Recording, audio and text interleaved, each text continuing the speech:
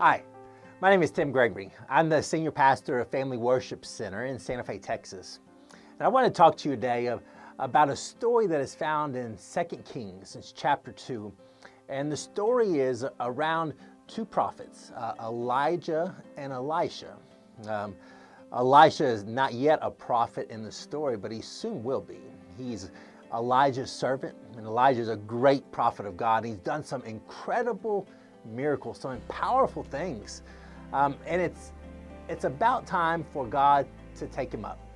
And he knows his time is here, and so does Elisha. And so as they're walking along, before it's time for him to go, Elijah asks Elisha, he says, "What can I do for you before the Lord takes me?" And Elisha says, "I want a double portion of your spirit." Now, Elijah, it seems, is kind of taken back for a second. You want a double portion of what I've got? Because he's got something great. He's doing miracles and incredible signs and wonders. And Elijah tells him, he says, you asked something very difficult. And he says, nevertheless, if you see me when I'm taken up, you're going to have what you asked.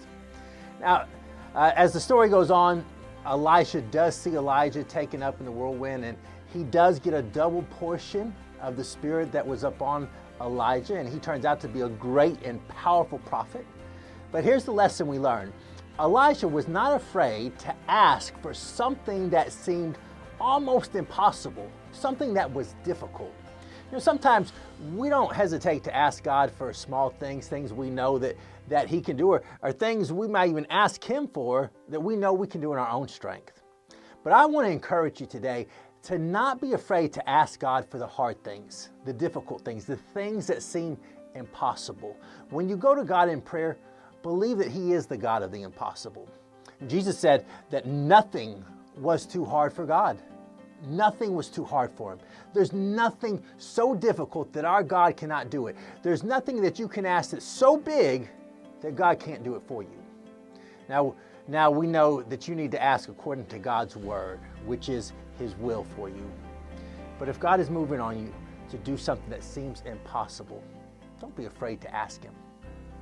I encourage you, believe God for the impossible, ask God for the impossible, and you'll receive the impossible in your life. Be blessed.